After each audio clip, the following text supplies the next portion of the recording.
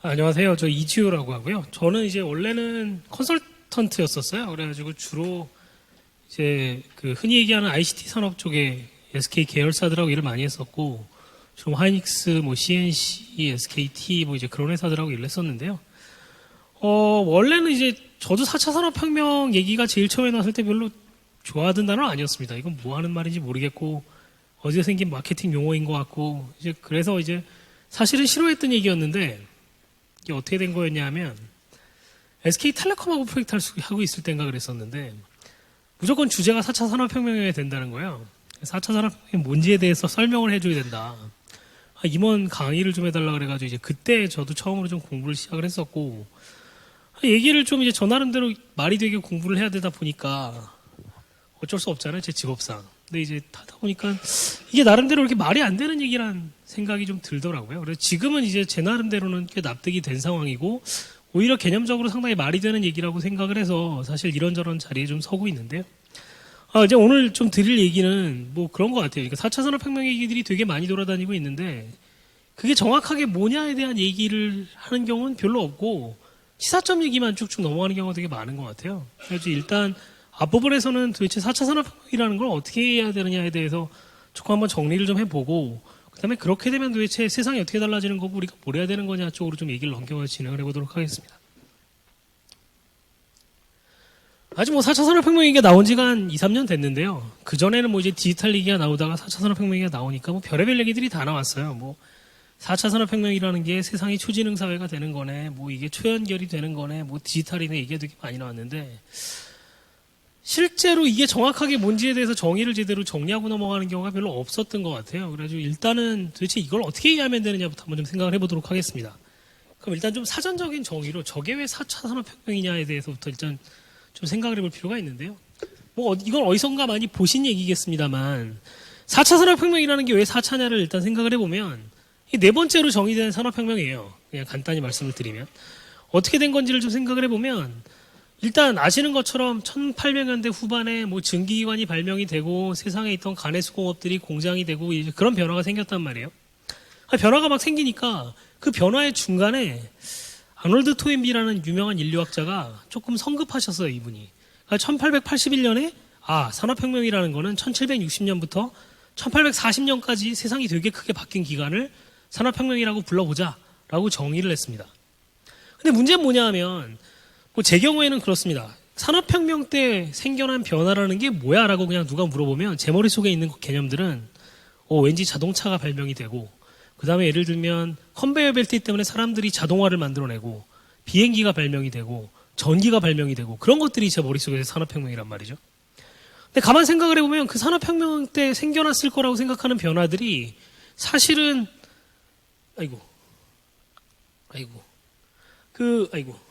죄송합니다. 엄밀하게 정의된 산업혁명 때 생겨난 변화들이 없어요. 대부분의 변화들이 사실은 그 다음에 생겨났습니다. 제가 좀 전에 말씀드렸던 사람들이 생각하고 있는 산업혁명이라는 변화는 사실은 19세기 후반부터 20세기 초반까지 생겨난 변화예요.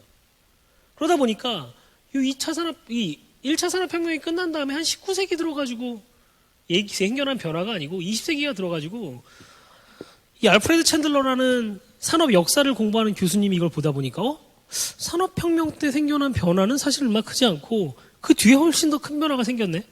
그럼 이때를 혁명이라고 정의를 해야 될 것 같은데 이름을 뭐라 붙일까 하다가 기술혁명이라는 이름으로 정의를 붙였어요. 그래서 무슨 얘기냐. 지금 이 그래프가 뭐냐 하면 각 나라별로 산업화가 얼마나 이루어졌냐에 대한 그래프거든요. 좀 전에 말씀드렸던 것처럼 저희가 이해하고 있는 것처럼 사실 산업혁명으로 산업화가 됐어야 되는데 산업화의 대부분은 사실 이게 산업화 수준이거든요. 산업화는 사실 산업혁명 시기 때는 별로 이루어진 게 없어요. 그냥 저 때 증기기관이 발명이 되고 뭔가 씨가 뿌려졌을 뿐이에요. 실제로 산업이 바뀌고 세상이 바뀌고 산업화가 달린 거는 이때 변화가 이루어진 게 아니고 그 다음에 이제 본격화가 됐다라는 거죠. 그래서 실제로 얘기한 세상의 변화라는 거는 사실 산업혁명으로 인한 세상의 변화라는 거는 산업혁명 때가 아니고 기술혁명 때 이루어졌단 말이에요. 이때 어떤 일이 이루어졌냐 하면 세상에 산업화로 인해 가지고 씨가 뿌려졌는데 실제로 세상의 변화는 이렇게 많이 생겨났고 그러다 보니 무슨 일이 생겼냐? 이 전에는 봉건 사회였는데 갑자기 세상에 부자들이 생겨나고 엄청나게 많은 병원화가 생겨나다 보니까 이 전에 17세기까지 만들어졌던 세상의 시스템이라는 게 이 산업화로 인해서 생겨난 변화를 받아낼 수가 없게 된 거예요. 그러다 보니까 세상이 한번 크게 뒤집어집니다. 무슨 일이 벌어졌냐? 20세기 초반 들어가지고 두 번의 큰 일이 생기거든요. 하나는 대공황이 생겨나고 또 더 큰 걸로 세계대전이 두 번 벌어져요. 그러니까 20세기 초반에 이렇게 생겨난 변화들을 받아내기 위해서 시스템이 한번 크게 뒤엎입니다. 그런 변화가 두 번 있었어요. 그 다음에 무슨 일이 생겨났냐?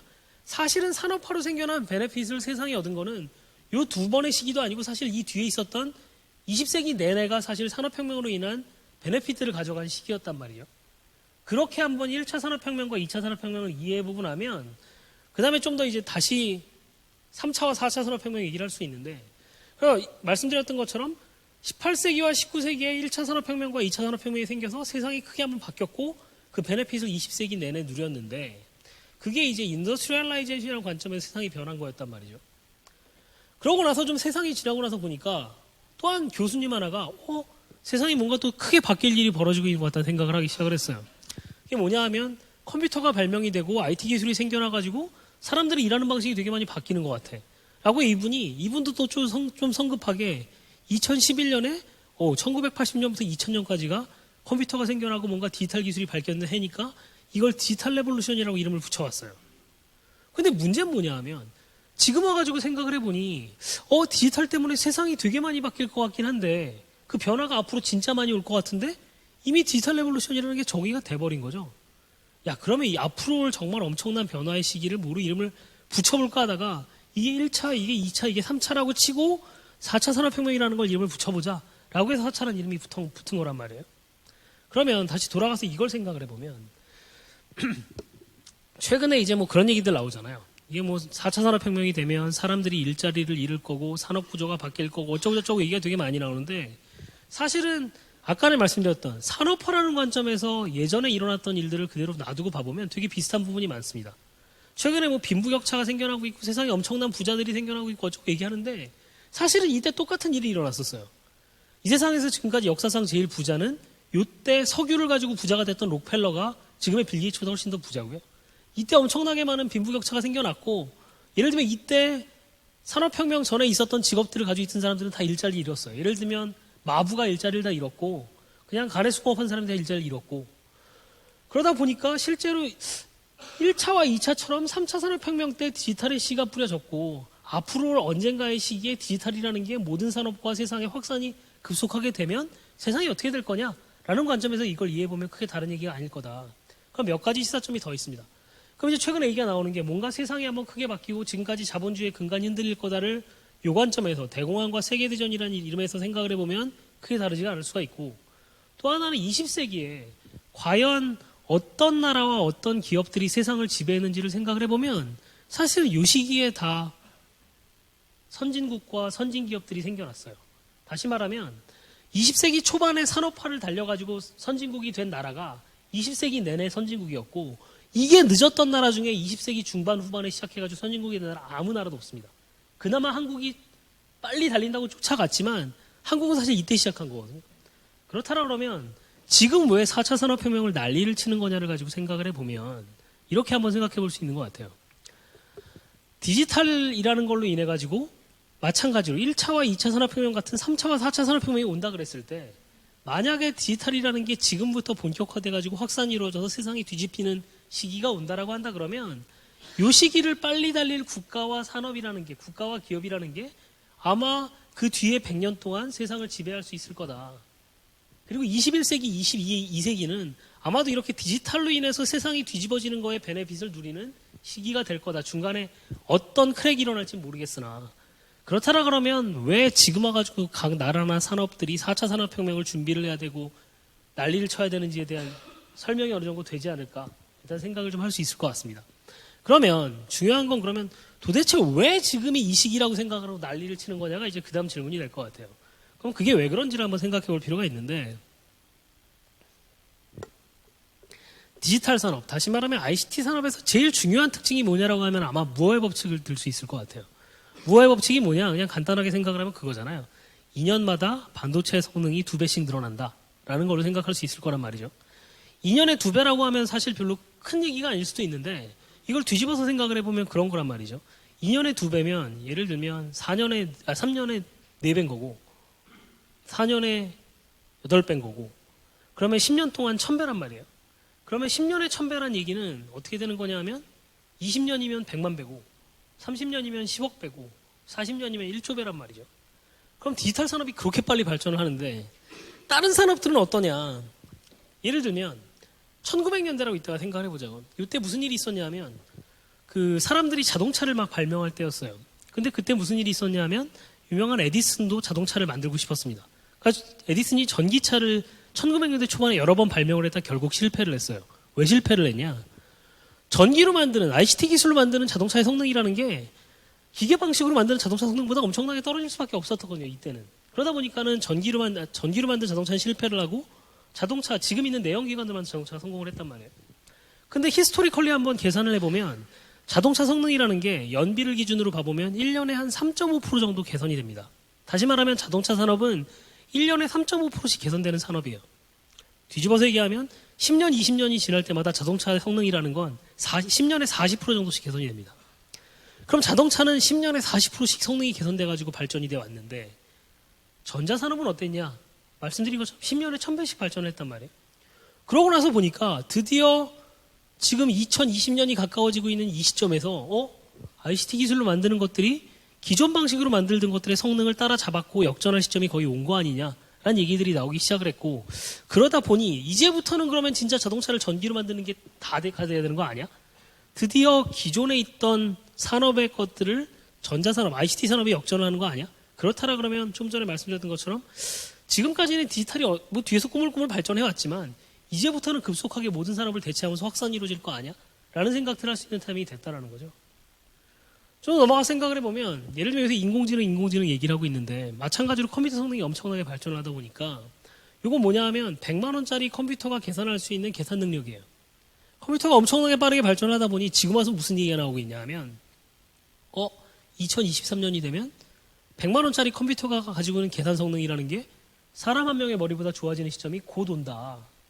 좀 더 가면 2045년이 되면 100만 원짜리 컴퓨터 한 대가 계산할 수 있는 성능이라는 게 이 세상에 있는 모든 사람들의 머리를 합한 것보다 더 좋아지는 시점이 올 것 같다라는 얘기들이 나오고 있단 말이죠. 그럼 드디어 컴퓨터라는 게 사람 머리를 대체할 수 있는 시점이 가까이 왔다. 다시 말하면 흔히 얘기하는 변곡점이라는 게 되게 가까이 왔다라고 생각을 하고 있는 거고요. 그래서 이제 무슨 얘기를 하냐면 보통 이제 컴퓨터가 계산 능력이 좋아진다고 하니까 이제 오케이 뭐 계산 능력 빨라지는 거야 뭐 지금도 이미 충분히 빠른 것 같은데 더 빨라지는 거 뭐 알겠다라고 얘기를 할 수 있는데 컴퓨터 산업에서 보는 관점이 좀 다릅니다. 사실 지금까지의 컴퓨터는 어떤 거였냐면 컴퓨터가 어떤 식으로 계산을 하고 일을 해야 되는지를 사람이 얘기를 해줬어야 됐어요. 다시 말하면 너가 계산을 어떻게 해야 되는지에 대한 이 로직인 알고리즘이라는 거는 컴퓨터가 만들어내는 게 아니고 사람이 머리 좋게 계속 머리로 어떻게 그걸 계산하면 될지를 짜내서 그걸 프로그램이란 방식으로 컴퓨터에 알려주고 그러면 사람이 알려준 일하는 방식대로 컴퓨터는 단순히 인풋으로 들어온 숫자들을 계산을 해가지고 아웃풋을 내주는 게 과거의 컴퓨터의 방식이었는데 지금 드디어 컴퓨터가 엄청나게 머리가 좋아지다 보니 무슨 얘기들이 나오고 있냐 하면 알고리즘이라는 걸 굳이 사람이 짤 필요가 없이 그냥 인풋하고 그게 아웃풋이 어떻게 나오는지에 대한 예만 주면 컴퓨터가 알아서 이제 알고리즘을 개발할 수 있는 시기가 됐다라고 사람들이 생각을 하고 있고 이게 지금 와가지고 인공지능이 난리를 치고 있는 이유란 말이죠.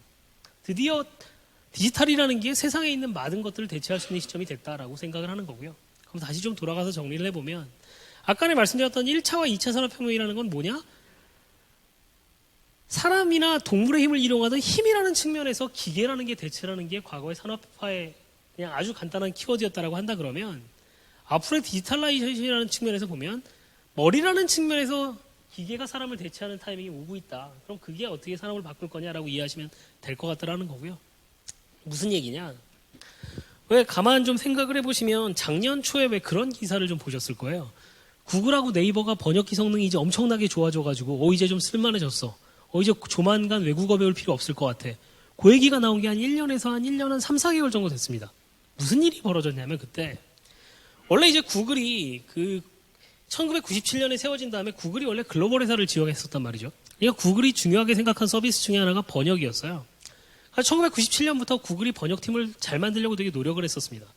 구글이 그 당시에 번역을 어떻게 했었냐 하면 이 세상에 똑똑한 언어학자들을 모으고 그걸 알고리즘으로 만들어가지고 컴퓨터한테 알려줄 소프트웨어 엔지니어들을 모아가지고 번역팀을 되게 열심히 짰어요.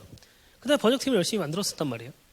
그 팀이 나름대로 열심히 지금까지 번역 서비스를 개발을 했었는데 그때는 뭐였냐 하면 사람이 생각하는 방식대로 번역을 했던 거죠. 예를 들면 번역을 한다 그러면 사람이 어떻게 번역을 하냐 하면 예를 들면 한글이다 그러면 명사에 은는이가가 붙으면 이건 주어고 그다음에 명사에 을을이 붙으면 이건 목적어니까 요렇게 해석을 하면 되고 그러면 영어로 바꾸면 한국어는 주어 목적어 동사인데 영어는 주어 동사 목자가니까 이런 식으로 배치를 하면 돼. 그걸 컴퓨터한테 사람이 다 알려줘가지고 컴퓨터는 그걸 수행하던 게 과거에 번역하던 방식이었단 말이죠.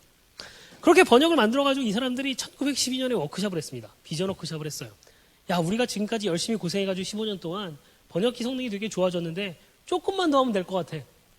우리가 10년 동안 이제 앞으로 열심히 해가지고 2020년이 되면 전문 번역가 60%를 만들어내면 우리 엄청나게 성공을 한 걸 거야. 하고 자축하는 행사를 가졌었어요. 그래서 열심히 번역기를 만들고 있었습니다. 근데 2016년에 알파고한테 알파고가 이세돌을 이긴 다음에 딥마인드 팀에 쏟아졌던 찬사도 있지만 비난이 좀 있었어요. 뭐가 있었냐? 야, 4천억 주고 회를 사줬더니 게임하고 앉아있냐. 좀 생산적인 일을 해봐. 아주 이 팀이 오케이. 내가 생산적인 일을 해볼게 라고 하고서 처음으로 한 프로젝트가 번역 프로젝트입니다. 그래서 얘네가 뭘 했냐. 번역팀을 찾아가가지고 나 너네가 번역 어떻게 하는지 모르겠고 니네 지금까지 번역된 문서들 좀 다 내놔봐. 해가지고 예를 들면 한글 문서 한 무대기 뭐 불어 문서 한 무대기 러시아어 한 무대기를 가져다 놓고 그냥 자기네 인공지능 거기에 먹인 거예요. 그래가지고 딱 6개월 만에 인공지능이 번역하는 프로그램을 만들어냈는데 이게 지금까지 20년 가까이 번역팀이었던 것보다 훨씬 더 품질이 좋은 거예요. 그래서 이걸로 번역기가 대체가 됐고 이거 바탕으로 해서 작년 말에 갑자기 네이버와 구글의 번역기가 너무 좋아졌어요. 얘기가 나온 거란 말이죠. 그러면서 이 팀이 뭘 했냐? 2020년까지 얘네는 사람들이 20년 동안 해가지고 전문가 60%를 하겠다고 했는데 딱 4년 만에 전문가 수준의 번역기를 만들겠다고 지금 얘기를 하고 있단 말이에요. 근데 문제는 뭐냐 하면 얘네들이 번역을 어떻게 하는지는 아무도 이해를 못하고 있어요. 그냥 컴퓨터가 지가 알아서 방법을 찾은 거고 알고리즘이라는 걸 지가 찾은 거고 얘가 어떻게 번역하는지 사람은 이해할 방법이 없어요. 아주 별의별 추론들이 다 돌아다닙니다. 아마 구글 컴퓨터 안에 사람들이 옛날에 여러 나라의 사용을 쉽게 하기 위해서 에스페란토를 개발한 것처럼 얘네도 뭔가 구글어를 만든 것 같아 라는 추론이 있을 뿐이지 실제로 어떻게 하는지 몰라요. 하지만 사람이 지금까지 노력해서 만들어낸 번역기보다 성능이 훨씬 좋다. 곁다리 얘기로 이러고 나서 이 번역팀이 뭐 했냐면 다 모여가지고 대책회의를 했습니다. 어떻게 할까? 저는 구글이 좀 대단하다고 생각을 한 게 번역팀 헤드가 결정을 바로 내렸어요. 우리 해체. 한국이었다. 이거 어떤 일이 벌어졌을 거냐? 사장님한테 가가지고 제가요 번역가 100명만 뽑아가지고 2년만 더 하면 성과를 더 낼 수 있을 것 같은데 1,000억만 주세요. 이걸 했을 텐데 얘는 깔끔하게 털었어요. 근데 이건 곁다리 얘기고 중요한 건 뭐냐 하면 지금까지 모든 산업이랑 모든 학문에서 나왔던 건 뭐냐 하면 지금까지 내 선배, 내 선조, 내 친구들이 열심히 해가지고 쌓아놓은 지식이 맞다라고 생각을 하고 그 바탕에서 계속 쌓아나가는 걸로 학문들이 발전을 해오고 산업이 발전을 해왔는데 문제는 뭐냐 하면 과연 그렇게 사람의 머리로 열심히 해온 게 맞는 거냐? 그거보다 더 나은 방법이 있는 거 아니야? 라는 식에 대한 도전이 되고 있다는 거죠. 다시 얘기하면 사실 이제 인공지능 얘기가 많이 나오니까 사람들이 이제 그런 질문들을 많이 합니다. 인공지능이 도대체 어떤 직업들을 대체를 할 거냐? 많이 나오는 얘기도 이제 그런 얘기들이 나와요. 되게 단순 노동 작업들은 아마 이제 로봇과 인공지능이 다 대체할 거다라는 얘기가 나오고 있거든요. 근데 실제로 얘네들은 뭐라고 얘기하고 있냐면 이미 사람의 머리로 잘 풀 수 있는 문제는 굳이 인공지능 안 써도 된다. 뭐 사람의 머리로 충분히 성능이 나오는데 뭘 더 좋은 걸 쓰나? 인공지능이 실제로 개선을 시킬 부분은 뭐냐 하면 지금까지는 사람의 머리가 충분히 좋지 않았기 때문에 못 풀었던 문제들. 예를 들면 뭐 경제학을 생각을 해보면 그렇단 말이죠. 세상에 있는 경제 현상이라는 게 너무너무 복잡하니 결국은 사람이 이해할 수 있는 수준으로 수많은 가정들을 넣어가지고 되게 심플리파이 해가지고 문제를 풀잖아요. 그럴 필요가 있냐? 그냥 이제 컴퓨터한테 그냥 복잡한 데 있다 다 넣어보고 네가 한번 현상을 해석해보라고 맡기면 어떨 거냐? 예를 들면 지금 의학의 수준이라는 게 아직 인체 신비의 10%도 못 풀었는데 그거 그냥 컴퓨터한테 풀라 그러면 어때? 그런 직업들이야말로 아마 컴퓨터가 대체를 할 거다라는 얘기들이 나오고 있단 말이죠.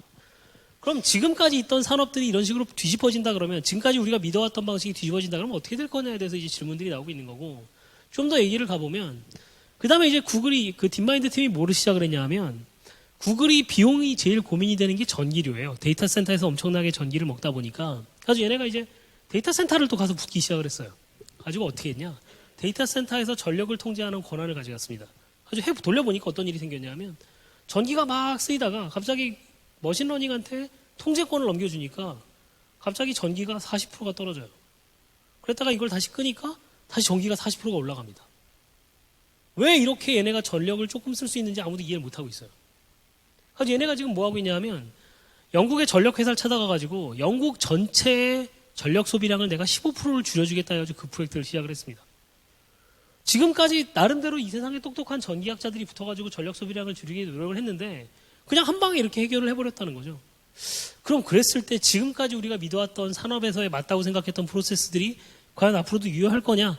라는 부분에서 근본적인 챌린지가 던져지고 있는 거고, 그럼 이렇게 됐을 때 과연 산업이라는 게 어떻게 바뀔 거냐? 또 그 다음에 모든 산업에서 디지털이라는 게 엄청나게 확산이 될 거다라는 얘기를 하고 있다라고 이해하시면 될 것 같아요. 그러다 보니 이제 세상이 엄청나게 바뀌기 시작을 했는데, 이제 플래닛랩스라는 회사가 이제 어떤 회사냐면 미국에서 새로 생긴 인공위성 회사입니다. 이게 나사에 있던 연구진들하고 학자들이 몇 명 합쳐져가지고 만든 회사인데요.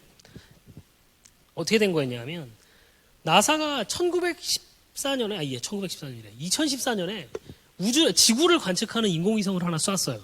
4천억짜리 프로젝트를 해가지고 인공위성을 하나 쐈거든요. 근데 얘네가 이걸 어떤 식으로 쐈었냐면 나사가 기존에 하던 방식대로, 다시 말하면 2014년에 인공위성을 쏴야 되니까 똑똑한 애들이 열심히 모여가지고 계획을 짜가지고 2004년까지 플랜을 완성을 시킵니다. 2004년에 뭐가 나왔냐면 우리 10년 동안 열심히 노력을 해가지고 연구 개발을 해서 요런 스펙의 인공위성을 쏠 거야라고 디자인을 한 다음에 계획이 2004년에 입안이 돼가지고 10년 동안 열심히 노력을 해가지고 인공위성을 쐈어요. 2014년에 인공위성이 쏴줬는데 4톤짜리 인공위성을 쐈거든요.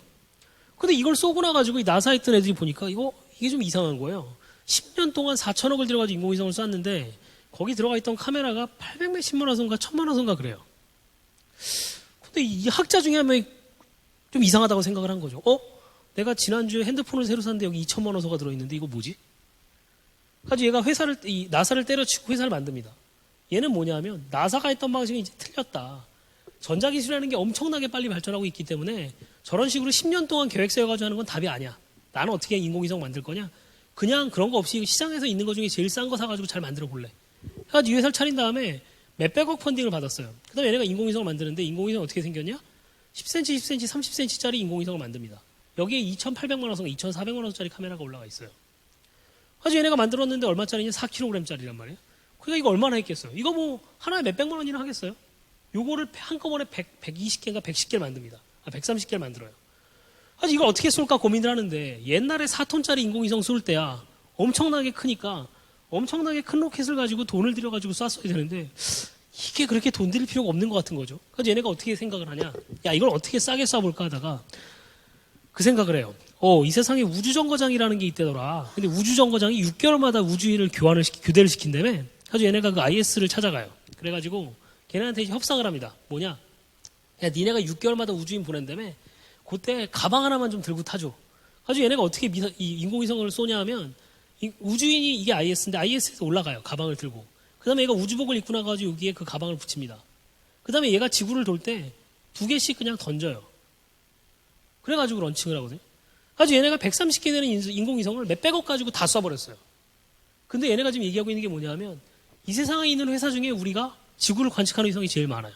그래서 얘네가 무슨 장점이 있냐? 첫 번째, 나사가 기존에 쐈던 인공위성은 이게 대여섯 시간마다 지구를 빙글빙글 돈단 말이죠. 그러면 내가 어느 지역을 관측하려고 해도 한 번 찍고 나서 5시간을 기다렸다가 찍어야 돼요. 근데 얘는 130개가 지구를 싸고 있으니까 24시간 나는 볼 수 있다. 그러니까 얘네가 얘기하는 게 뭐냐 하면 김정은이 미사일을 꺼내면 내가 CIA보다 먼저 할 수 있어요 라고 얘기를 하고 다녀요. 그리고 뭘 했냐? 머신러닝을 붙여가지고 얘네가 실제로 지구상에 뭔가 변화가 생기는 걸 관측을 해가지고 그걸 노티스를 한 다음에 그걸 고객한테 알려주는 걸 해요. 그래서 얘네 데이터를 사가지고 사업하는 놈 중에 어떤 놈이 있냐면 그 최근에 이제 웃긴 모델 중에 하나가 그 월마트에 주차장에 차를 셉니다. 월마트에 주차장에 차가 몇 대가 들어와서 몇 분 동안 있는지를 센 다음에 그걸 계산을 해가지고 이번 달에 월마트 실적이 얼마일지를 예측을 한 다음에 그걸 펀드에다 파는 회사가 있어요. 아주 엄청나게 장사를 잘하고 있는데 중요한 건 뭐냐 하면 이 시점에서 더 이상 나사가 얘랑 붙어가지고 이길 수 있냐? 최소한 지구 관측하는 부분에 있어서는 끝난 게임이라고 봐요. 고작 몇백억 들여가지고 몇십 명이서 만든 회사가 지금까지 수십조를 들여가지고 이 세상에 똘똘한 놈들을 수십 년 동안 모아서 정말 우주에 대해서는 누구도 대항할 수 없는 압도적인 일이라고 생각했던 나사를 앞지르기 시작을 했다라는 거죠. 모든 산업에서 이런 일들이 벌어지기 시작할 거다라고 저희 생각을 하고 있는 거고, 이런 일이 벌어졌을 때 과연 기존의 방식으로 하던 애들이 당연할 수 있을 거냐라는 게 아마 되게 중요한 질문이 될 것 같습니다. 그러다 보니까 이제 이런 얘기들을 이제 많이 하기 시작했어요. 야, 세상의 모든 것들이 이제 디지털 제품으로 바뀐다. 그래서 뭐 자동차도 전자제품으로 바뀌고, 의료기기도 전자제품으로 바뀌고, 비행기도 이제 전자제품으로 바뀌고, 이런 얘기는 되게 많이 나와 있고, 이거에 대해서는 이제 어느 정도 사람들이 생각을 하고 준비를 하기 시작을 했어요. 근데 사실 근데 중요한 거는 이게 아니고요. 이거 무슨 사진인지 아시겠어요? 이게 2014년 8월 며칠에 LA 다저스하고 그 샌디에고 파드레스하고 야구시합이 있었습니다. 아주 9회 말이 돼가지고 이제 동점이 돼가지고 연장을 들어갔어요. 연장을 들어갔는데 파드레스 공격 때 주자 만루가 됐습니다. 주자 만루가 되니까 파드레스 감독이 대타를 내보냈거든요. 대타를 내보냈으니까 LA 다저스 감독이 이제 그 친구의 통계를 폈어요. 통계를 폈더니 그런 거죠. 야, 얘는 왼손 투수를 내보내가지고 몸쪽 공을 던지면 10중 8구 공이 1루에서 2루 사이 땅볼로 갈 거야. 어떻게 하면 돼? 1루수 여기 있고 우익수는 앞으로 와서 여기 서 있고 2루수 여기 있고 유격수 여기 서. 이걸 해가지고 이 타자는 요회 공격은 다행히 끝냈고요. 근데 그 다음에 점수 내적은 지긴 졌거든요.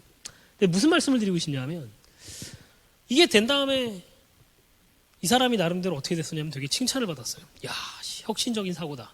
근데 가만 생각을 해보면 이 감독이 만약에 10년 전에 이런 식의 포메이션을 만들었다. 어떻게 됐을 거냐? 제 생각에는 이 사람 잘렸을 것 같아요. 야, 신사의 스포츠인 야구를 모독했다. 이거 미친놈 아니냐. 당연히 잘렸을 거예요. 근데 10년 사이에 무슨 일이 있었길래 이게 가능해졌냐 하면 이 사람은 내가 이렇게 세운 거를 저스티파이 시킬 수 있는 객관적인 데이터가 있었던 거예요. 90몇 프로의 확률로 공이 일루 갈 수밖에 없어. 내가 공 이렇게 던지라 그러면. 근데 무슨 얘기를 드리고 싶냐 하면 사실은 100년 동안 만들어진 야구 룰에 사람을 이렇게 세우면 안 된다는 룰은 없어요. 그냥 9명의 야수가 어딘가 서 있으면 돼요. 근데 문제는 뭐냐 하면 지금까지 100년 동안 관습으로 굳어졌다는 거죠. 내 선배 감독들이, 내 선배 심판들이 연구를 하고 고민을 해보니 야구는 선수는 이렇게 서야 되는 거야. 1루수 여기, 2루수 여기, 유격수, 3루수 외야에 3명. 이게 아무리 봐도 제일 합리적인 수비하는 방식이야라고 모든 사람들이 믿어왔었어요. 그리고 일반적으로는 어떤 식으로 했을 거냐 이런 데이터를 보면 야, 알았어. 공이 1루 갈 것 같으면 1루수 3발 옆으로 가고 2루수 3발 이쪽으로 와가지고 여기 좀 좁혀놔. 이게 일반적인 수비하는 방식 정도였을 거라는 거죠. 무슨 얘기를 드리고 싶냐면 디지털이라는 게 이제 지금까지 우리가 해왔던 방식이랑이 틀렸고 다른 방식이 맞겠다라는 얘기들을 해내기 시작을 할 텐데 과연 우리가 이 수준까지 한번 생각하는 방식을 바꿀 수 있을 거냐. 아마 대부분의 사람들은 야, 일로 땅굴이 굴러갈 거라고 해도 정말로 되게 소극적인 시프트밖에 못 할 텐데 만약에 이게 맞다 그러면 우리가 진짜 9명 여기다 세울 수 있을 거냐. 그게 되게 중요한 사고방식의 차이라고 생각을 하는 거예요. 저 정도의 유연성을 가지고 있어야 지금까지 내가 100년 동안 해왔던 게 틀렸다라는 게 내가 주한테 주어졌어도 그걸 제대로 활용할 수 있을 거다. 그런 측면에서 과연 기업들이 또 개개인들이 그 정도의 정말 내가 판을 바꿀 만한 사고방식이 돼 있냐가 아마 앞으로 디지털 세상에서 누가 이기고 누가 질지를 결정지을 제일 중요한 변수가 될 거다라고 저희는 좀 말씀을 좀 드리고 싶은 거고요. 무슨 일이 벌어지고 있냐? 이건 이제 뭐냐 하면 그 모든 회사가 쓰는 그 비용에서 IT에 돈을 얼마나 쓰느냐의 비중이에요. 아주 예를 들어서 생각을 해보면 이제 DHL이 이제 물건들을 날아주는 회사잖아요.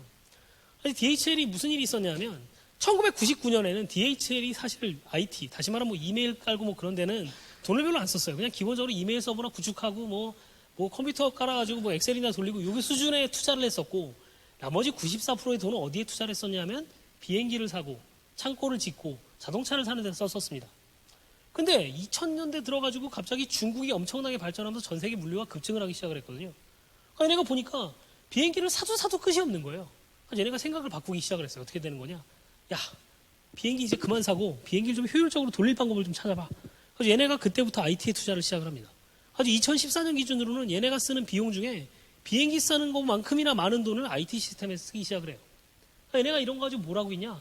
라우트 최적화하는 데 쓰거든요. 그래 예를 들어서 무슨 얘기가 있냐면 미국에 있는 그 DHL하고 UPS 차량들은 물건을 배달하고 다닐 때 좌회전을 하지 않는데요. 왜? 자기네가 계산을 해보니까 트럭 라우트를 내가 짜주는데 차한테 좌회전을 하게 라우트를 짜주면 거리는 좀 짧은지 모르겠는데 얘가 좌회전할 때마다 신호를 기다려야 되니까 시간이 더 길어진다는 거예요. 그러니까 얘네는 어떻게 라우트를 짜주냐? 무조건 우회전하고 직진만 해가지고 물건들을 배달할 수 있게 라우트를 짜준다는 얘기가 있거든요. 그런 걸 해가지고 효율을 개선하고 있다는 거죠. 근데 좀 더 중요한 얘기는 뭐냐면 회사가 왜 돈을 쓰는지를 생각을 해보면 사실은 회사는 그 회사의 경쟁력을 만들기 위해 돈을 쓰거든요. 내가 물건들을 좀 더 잘 만들고 내가 좀 더 좋은 공장을 짓고 내가 좀 더 좋은 비행기를 사고 내가 좀 더 좋은 사람들을 사유하기 위해서 돈을 쓰거든요. 그렇다면 어떻게 해석을 할 수 있냐? 오버해서 해석을 해보면 그 회사가 쓰는 돈을 어디 쓰느냐가 그 회사가 경쟁력을 어디서 구축하느냐라고 해석할 수 있을 것 같아요. 그럼 무슨 얘기냐? 1999년에는 DHL의 경쟁력의 대부분은 비행기와 창고와 자동차에서 나왔지만 지금 이 시점에서 DHL의 경쟁력의 최소한 30-40%는 IT 디지털 기술에서 만들어지고 있다고 말씀을 드릴 수 있을 거라는 거죠. 무슨 얘기냐? 지금까지 거의 대부분 산업에서는 나름대로 자기 산업들이 가진 특색이 있고 거기에 맞는 걸로 돈을 쓰고 그걸 통해 가지고 경쟁력을 만들어 왔어요. 그러다 보니까 모든 산업들이 명확하게 구분이 되어 있는 사이로라고 생각을 해왔습니다. 이 동네는 이 산업만의 경쟁의 법칙이 있다고 믿어왔어요. 그런데 지금은 무슨 일이 벌어지고 있냐면 쓰는 비용의 대부분이 디지털에 쓰는 비용이고 이거는 사실은 저희가 볼 때 크게 다른 역량이 아니라는 거죠. 그럼 핵심 역량의 대부분이 디지털에서 만들어진다 그러면 과연 지금까지 ICT 산업과 BICT 산업, 다시 말하면 자동차와 IT 산업 간의 경계가 있는 거냐? 과연 그거 간의 경쟁력의 차이가 있는 거냐? 핵심 역량이라는 게 다른 거냐에 대해서 질문들이 던져지고 있다. 무슨 얘기냐? 자동차 산업을 예로 들어서 보면 한 10년 전에 자동차 산업에서 제일 많이 들었던 얘기가 뭐냐면 그런 얘기였어요. 자동차 산업이라는 거는 너무너무 자동차 산업을 이해하고 잘하는 게 중요하기 때문에 아마 5년, 10년 내에 이 세상에 자동차 회사는 5개밖에 안 남을 거다라는 얘기를 보신 기억이 언젠가 있었을 거예요. 그때만 해도 얘기는 뭐였냐면 자동차라는 거는 아무나 할 수 있는 산업이 아니야. 이건 정말 자동차를 정말 잘 이해하고 그 복잡한 공정을 다 잘 매니지할 수 있는 놈만 살아남을 수 있어. 라고 해서 기존에 만들어졌던 자동차 회사 중에 진짜 잘하는 놈만 그 전문성을 바탕으로 세상을 지배할 거다라고 생각을 했었어요. 그래서 실제로 이 세상의 자동차 회사가 1900년 기준으로 1930년인가 기준으로 500, 600개가 있었거든요. 근데 다 사라지고 이때만 해도 8개, 9개밖에 없을 거라고 생각을 했고 이게 5개로 줄어든다고 생각을 했었거든요. 근데 최근에 보시면 갑자기 듣도 보도 못한 엄청나게 많은 자동차 회사들이 생겨나고 있어요. 왜? 전기차라는 게 등장을 했고 그건 지금까지 역량이랑 전혀 필요 없는 역량이 필요하기 때문에. 그래서 실제로 갑자기 난데없이 ICT 역량 바탕으로 자동차를 만들겠다라는 테슬라가 글로벌 3대 자동차 회사 중에 하나란 말이에요. 시가총액 기준으로는. 거기에 갑자기 뭐 애플이랑 구글이 자동차를 만든다 그러고 그럼 이때 도대체 핵심 역량이라는 게 산업 전문성 맞아? 이런 질문들이 떨어지기 시작을 했다라는 거죠. 그럼 이 상황에서 도대체 우리가 판을 어떻게 이해를 해야 되는 거냐를 다시 한번 점검해 볼 필요가 됐다라는 거고 테슬라 얘기를 좀 더 가보면 테슬라가 사실 제일 처음에 자동차 회사를 만들었을 때 얘네는 사실은 자기는 생산 같은 거 관여하기 싫었어요. 그냥 디자인만 섹시하게 해서 내가 자동차 잘 팔아보면 되지 않을까라고 시작을 했거든요. 그래서 얘네가 첫 차를 2인승 로드스터를 내놨었는데 그 차는 영국에 있는 자동차 회사인 로터스한테 맡겨가지고 외주를 했던 차였어요. 근데 그 차를 가지고 만들었는데 내가 이 차를 보니까 이상한 거예요. 야, 나는 뭔가 좀 전자제품스러운 차를 만들고 싶었는데 로터스가 만들어 온 차라는 게 지가 만들고 있던 기존의 자동차에 그냥 엔진만 드러내고 배터리하고 모터 넣어가지고 만든 차란 말이죠. 이건 내가 원하던 차가 아닌데. 아주 얘네가 이제 무슨 생각을 하기 시작하면 안 되겠어.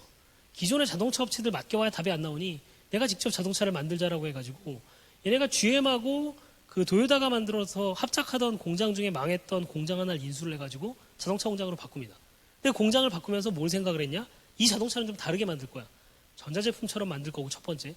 두 번째는 기존의 자동차 회사들은 여기저기에 모듈화된 거를 외부에 그냥 1차 협력업체, 2차 협력업체 해가지고 내가 받아가지고 조립만 하는 걸로 만들었는데 미래의 자동차는 그렇게 만들면 안 될 것 같고 이건 전기차니까 내가 그냥 일관 생산을 할래.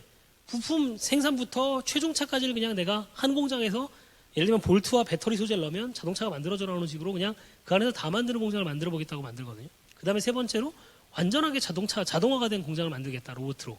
그래가지고 만들었는데 공장을 짓고 나니까 얘네가 ERP를 깔아야 되겠단 말이죠. ERP를 깔려고 이제 ERP 회사들을 불렀어요. 그러니까 이제 제안서를 받으니까 뭐 셉이 왔어요. 그러니까 셉이 뭐라고 제안을 했겠냐? 뭐 그런 거죠. 셉 R3가요. 이 세상에 있는 자동차 공장 중에 10군데 중에 8군데는 들어가고 있고 뭐 작년에 지어진 최첨단 자동차 공장에도 이게 들어가 있어요 라고 광고를 했단 말이죠. 아주 테슬라가 그걸 보니까 좀 마음에 안 드는 거예요. 왜? 나는 내가 진짜 미래에 맞는 미래지향적인 자동차 공장을 만들어가지고 ERP를 쓰고 싶은데 얘가 가져온 자동차라는 게 100년 동안 만들어졌던 자동차 공장의 ERP를 들고 왔단 말이에요. 그러니까 얘네가 결심을 합니다. 야, ERP도 안 되겠어. 버리고 내가 직접 만들어. 그래서 2,500명을 하이어해가지고 ERP를 직접 만들어요. 그러니까 얘가 ERP부터 자동차에 올라가는 OS까지 직접 다 만들거든요. 질문이 두 개 있습니다. 첫 번째, 야, 그렇다 그러면 과연 기존의 자동차 기업의 IT 역량하고 테슬라의 IT 역량을 비교하면 뭐가 더 나을 거냐? 두 번째, 테슬라의 ERP하고 SAP의 ERP하고를 비교해보면 뭐가 더 좋을 거야? 저한테 답하라 그러면 첫 번째 답은 되게 명확하게 답이 있고요. 두 번째는 잘 모르겠어요. 무슨 얘기냐? 지금까지 자동차 회사한테 가가지고 야, 너 ERP 네가 만들어야 돼 라고 얘기하면 확 미친 소리라고 얘기를 했었을 거예요. 근데 지금 앞으로 바뀔 세상에서 IT가 정말 핵심 역량이 되는 세상에서는 ERP까지 자기가 만들 수 있어야 제대로 된 역량을 가지고 있다고 얘기할 수 있을 세상이 올지도 모른다. 그럼 도대체 이걸 내가 어떻게 역량이라는 걸 정의를 하고 업이라는 걸 어떻게 정의를 해야 되는 거냐? 라는 질문들이 던져지기 시작을 했다라고 좀 말씀을 드릴 수 있을 것 같고요.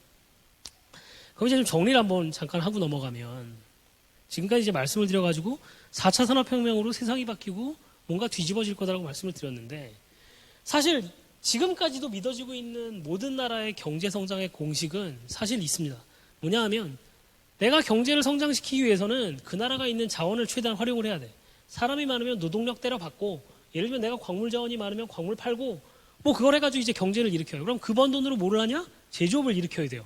공장을 지어가지고 일자리를 만들고 뭐 이제 우리가 제조국가로 변신을 한 다음에 제조국가로 변신한 다음에 어떻게 해야 되냐? 거기서 번 돈으로 3차 산업으로 넘어가야 된다. 다시 말하면 서비스 국가로 넘어가서 하면 선진국이 되는 거야.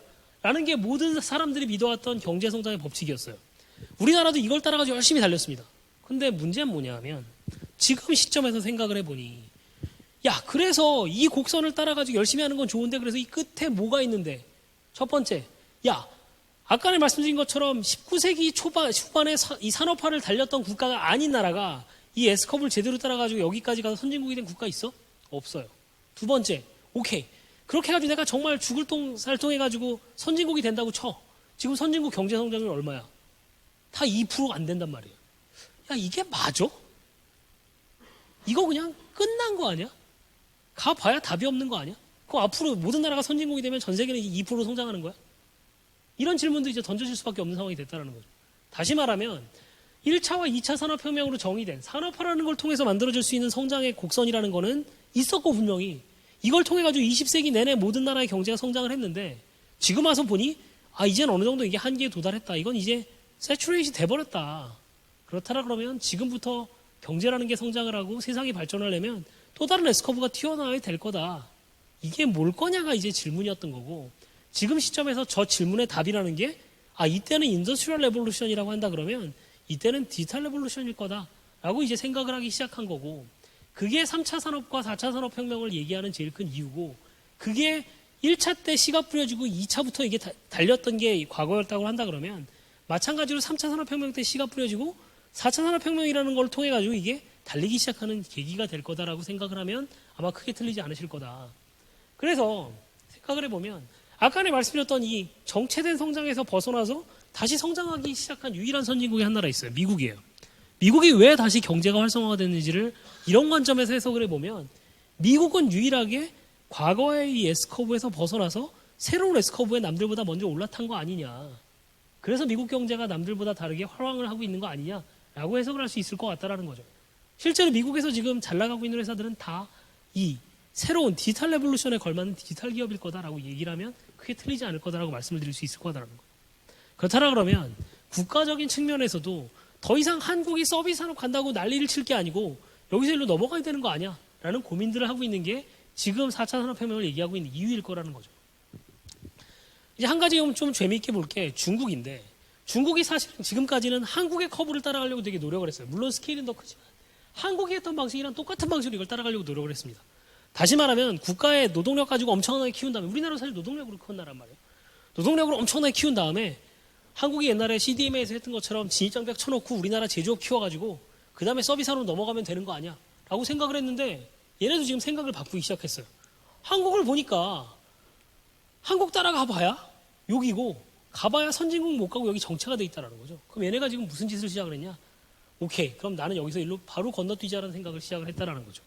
예를 들면 자동차 산업 같은 경우에 얘네가 과거에는 현대차 같은 애를 키우겠다고 별날 일 다쳤는데 최근엔 기존 자동차 산업보다 오히려 야 그럼 나는 그냥 전기차로 넘어갈래.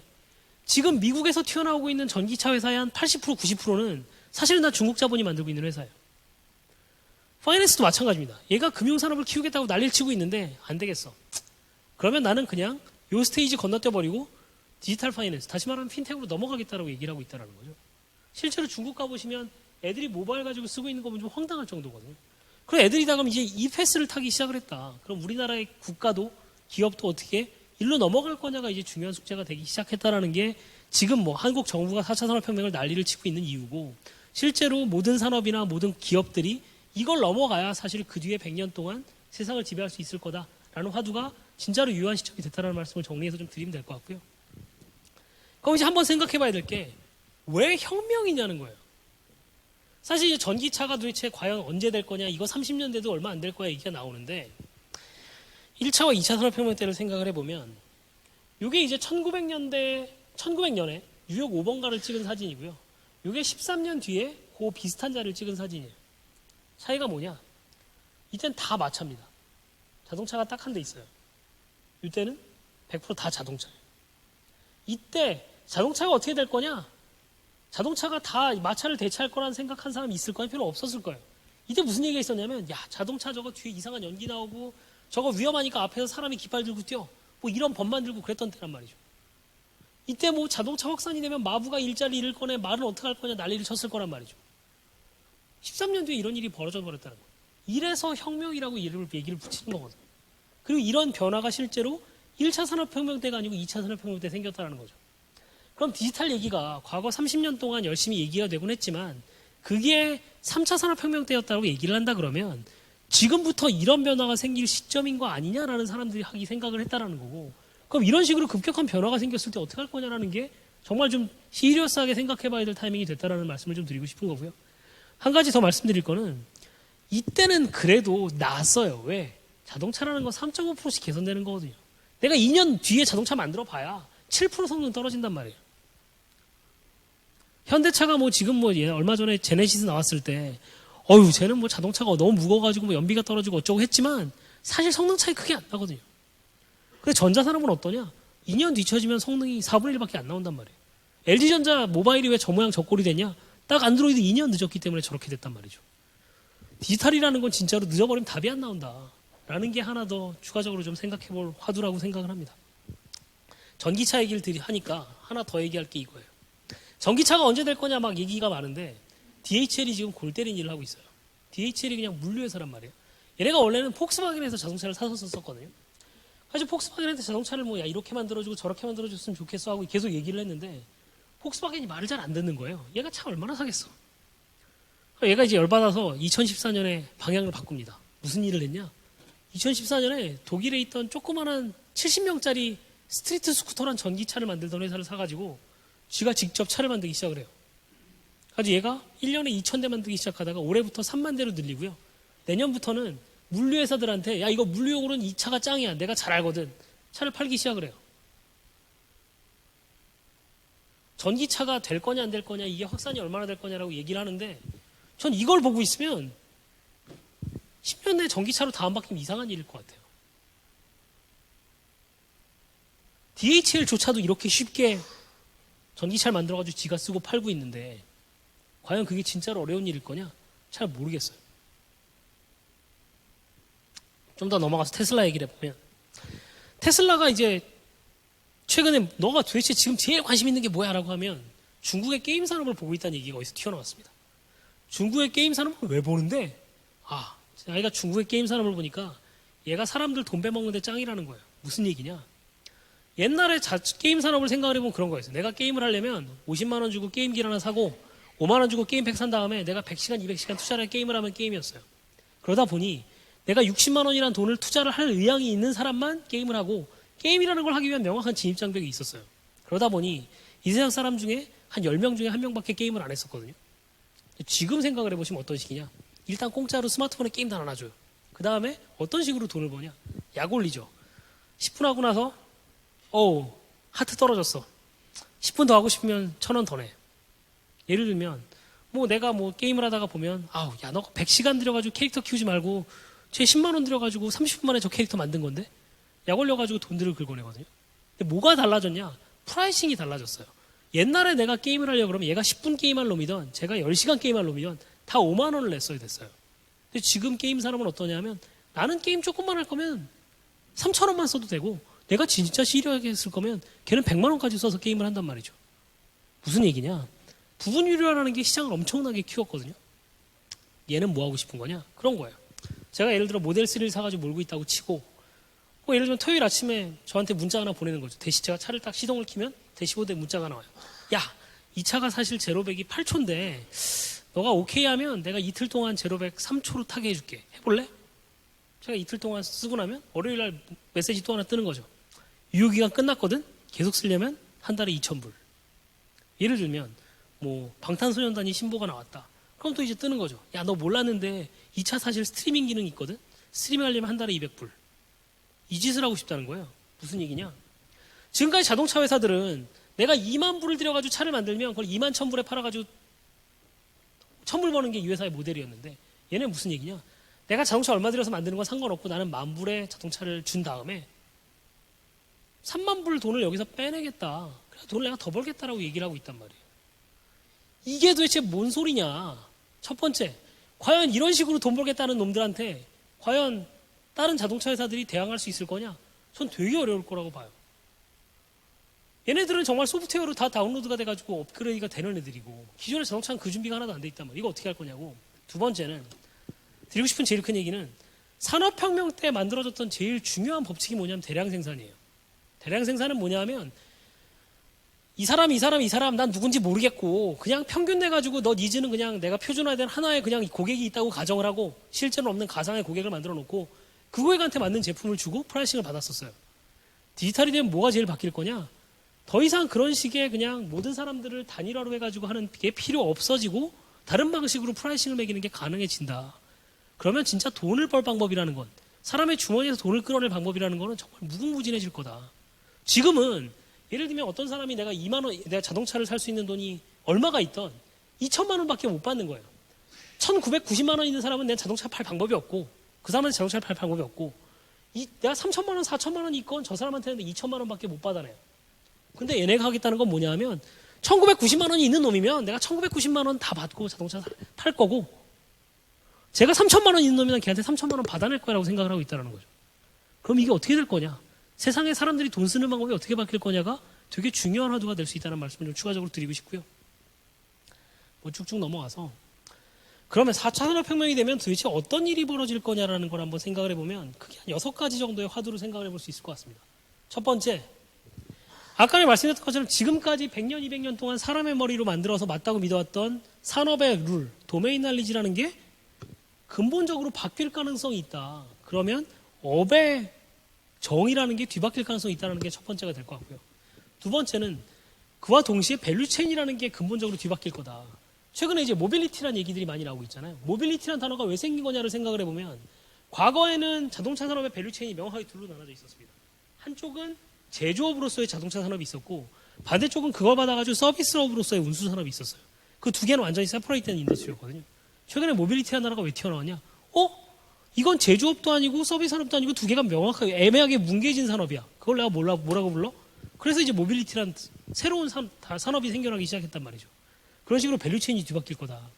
세 번째, 제품이라는 것도 아까는 뭐 그 모빌리티 얘기한 것처럼 공유경제 소프트웨어 같이 뭔가 새로운 형태로 제품을 파는 게 가능해지면서 뭔가 새로운 사업 모델이 등장을 하고 제품이 바뀔 거다.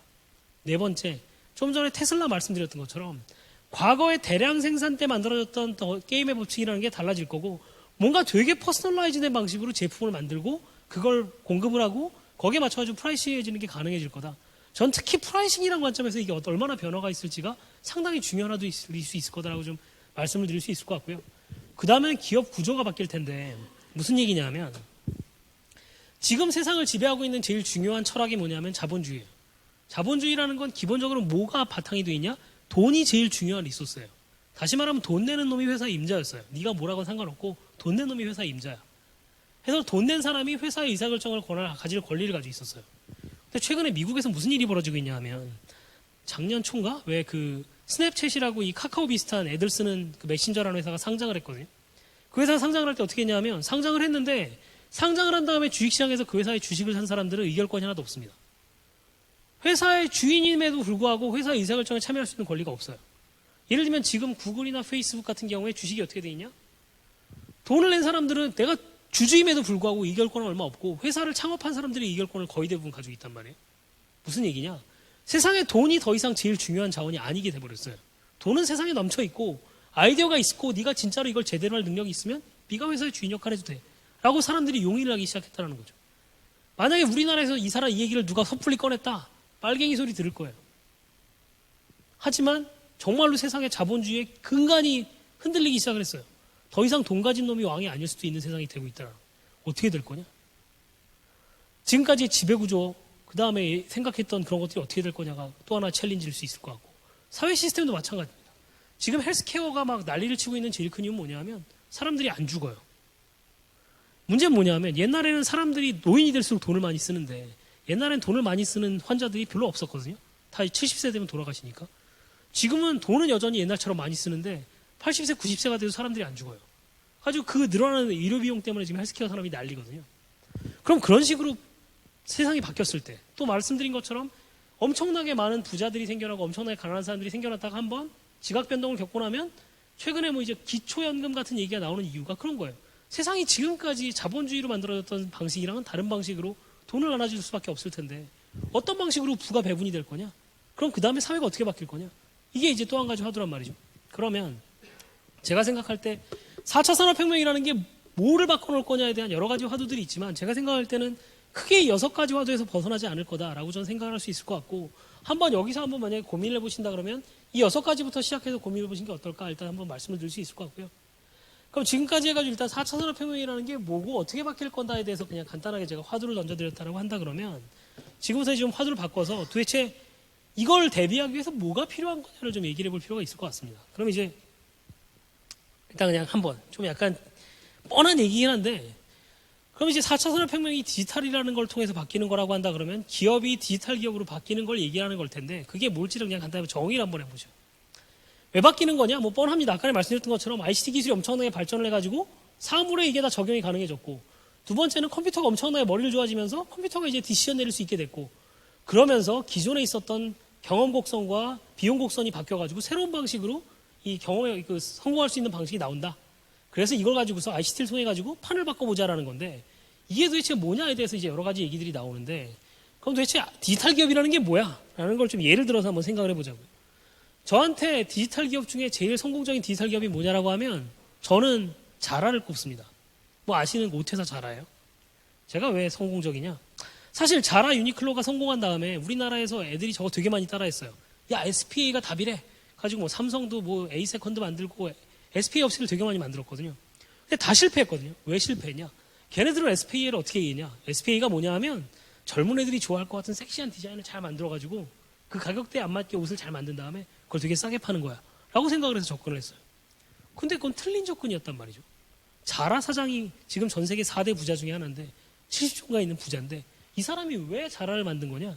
이 사람이 왜 자라를 생각했냐면 그런 거예요. 내가 옷 사람을 보니까 이상한 거예요. 야 옷을 500원 들여가지고 만드는데 왜 이걸 5,000원에 팔어? 첫 번째. 두 번째. 야 5,000원에 파는데도 불구하고 왜 100원밖에 못 남겨? 뭔가 잘못된 것 같은데 생각을 한 거예요. 이 사람이 봐보니까 그런 거죠. 의류산업이라는 건 뭐였냐면 기본적으로 내가 아티스트라고 자부심을 가진 디자이너들이 리드하던 산업이었어요. 이 사람들 비즈니스나 몰라. 어찌됐건 나는 고객이 좋아하는 건 내가 알아. 해가지고 예술가적인 걸로 옷을 만들어요. 아주 예를 들어 내년 여름에 옷을 팔겠다 그러면 어떤 식으로 했었냐. 올해 여름에 옷을 디자인한 다음에 패션쇼를 한번 해요. 그럼 기자들이 불러가지고 박수 좀 나오면 이제 옷 괜찮은 것 같아. 스스로 뿌듯해하면서 발주를 넣죠. 그러면 싸게 만들어야 되니까 중국이랑 캄보디아에 주문해가지고 가을 겨울에 만든 다음에 봄에 이제 물건들이 들어옵니다. 그럼 이제 늦봄부터 물건 깔아놓고 팔아요. 500원에 만든 옷인데 5,000원 붙여가지고 팔다가 어떤 옷은 너무 잘 팔려가지고 이틀 만에 완판됐는데 더 팔 방법이 없어요. 왜? 작년 가을에 주문 넣은 거니까. 그러면 기회 손실 생기죠. 그러고 나서 대부분이 다 제값에 안 팔리니까 20% 할인했다가 30% 할인했다가 안 되면 할인 매장으로 넘겨가지고 50% 붙였다가 70% 붙였다가 남는 거는 그냥 근으로 넘겨가지고 판단 말이에요. 그러다 보니 500원에 만든 옷인데 5,000원에 팔아도 100원밖에 못 남기는 상황이 됐다라는 거예요. 그럼 이 사람이 어떻게 생각을 한 거냐? 야, 옷값이라는 게 보니까 재고 비용하고 완판 기회 손실이 들어가가지고 제품 가격이 돼 있는 것 같아. 난 이거 빼고서 새로 프라이싱을 해야 되겠어. 라고 생각을 하고 나는 그럼 500원에 만드는 거를 600원, 700원 들여서 만들어도 2,000원에 판 다음에 500원 남길 거야. 이 사업 모델을 얘가 생각을 했다라는 거죠. 그래서 얘가 뭘 했냐? 얘가 제일 중요한 건 뭐냐 하면 야, 나는 예술가고 뭐고 너 모르겠구나. 너 못 믿겠고 실제로 의사결정을 얘는 누가 내리냐? 디자이너하고 1대1로 붙어 있는 마켓 애널리스트가 의사결정을 내려요. 이 옷 만들어 저 옷 만들어 디자이너는 권한이 없습니다. 그 다음에 얘가 이거 의사결정 내리는 걸 의사결정을 내려야 되니까 전체 그 매장에다가 IT 시스템을 깔아가지고 빨리 내가 뭐가 잘 팔리는지 해가지고 소량 물건 깔아본 다음에 그거 잘 팔리는 거 모아가지고 이거 잘 팔리는 것 같아? 빨리 만들어.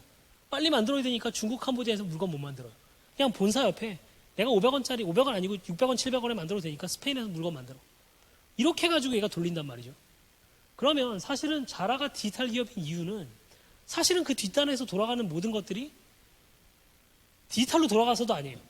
뒷단에서 있는 프로세스를 중에 기존 산업에서 기존 프로세스로 못 풀던 문제들을 디지털 기술을 이용해가지고 풀어냈다는 데 있는 거예요. 그래서 저는 이 회사가 제일 성공적인 디지털 기업이라고 생각을 합니다. 근데 중요한 얘기는 또 하나가 얘네가 보면 기존의 패션 회사들을 제가 얼마 전에 자료를 찾아보니까 기존 패션 회사들이 IT에 평균적으로 한 6%에서 7% 정도 씁니다. 그게 한 3% 4% 쓰다가 최근에 온오프 온라인 커머스하고 아무튼 이런저런 해가지고 IT에 투자를 엄청나게 했어요. 근데 자라가 얘네들이 IT에 얼마 쓰냐면 2% 씁니다, 매출에. 왜 2% 쓰냐? 얘네가 IT 이거 다 깔았거든요. 얘네 실제로 자기네들이 이거 다 IT 인력 고용해가지고 자기네들이 까는데 실제로 이 물류집계 하는 시스템이 윈도우도 아니고 도스 기반으로 만든 프로그램이에요. 무슨 얘기를 하고 싶냐? 사람들이 디지털 얘기하고 세상이 바뀔 거다 그러면 우리나라 기업들의 약간 나쁜 습관 중에 첫 번째, 되게 첨단 기술이 있다고 생각을 해요. IoT, 빅데이터, AI. 사실은 그냥 중요한 건 적정 기술이에요. 내가 디지털이라는 걸로 지금까지 했던 방식이랑 다른 방식으로 문제를 풀 수 있다는 걸 이해하는 게 중요한 거고 그걸 위해서 그냥 딱 그만큼의 기술만 있으면 된다는 게 첫 번째고 두 번째는 우리나라 기업들의 또 나쁜 습관 중에 하나가 IT는 다 외주예요. 심지어 인터넷 뱅킹 만들었다는 카카오조차도 외부에 외주해가지고 금융 시스템 만든다는 거죠. 근데 옛날에는 IT 기술이라는 게 핵심 역량이 아니었으니까 그게 가능하지만 아까는 테슬라 얘기할 때 말씀을 드렸던 것처럼 지금부터는 모든 산업의 핵심 역량 중에 하나가 IT 역량일 텐데 그걸 어떻게 외주화를 합니까? 얘네도 보면 자라 실제로 이것들 개발하고 하는 인력들이 다 내부에 있어요. 우리나라 업체들이 과연 그렇게 생각할 수 있냐라는 게 또 한 가지의 숙제라고 이제 시사점으로 말씀을 드릴 수가 있을 것 같습니다. 그래서 결국은 다시 한번 정리를 해보면 결국은 회사를 기업으로 만드는데 중요한 거는 제품이 바뀌는 것도 중요하지만 사실은 프로세스와 이코시스템 관점에서 내가 이걸 어떻게 디지털로 기존에 있던 방식을 뜯어고치느냐가 중요할 거다라고 좀 한번 말씀을 드릴 수 있을 것 같고요. 넘어가고 잠깐 이제 드리면 그래서 이제 디지털 기업으로 가고 어쩌고저쩌고 얘기하면 되게 무서워들 많이 하세요.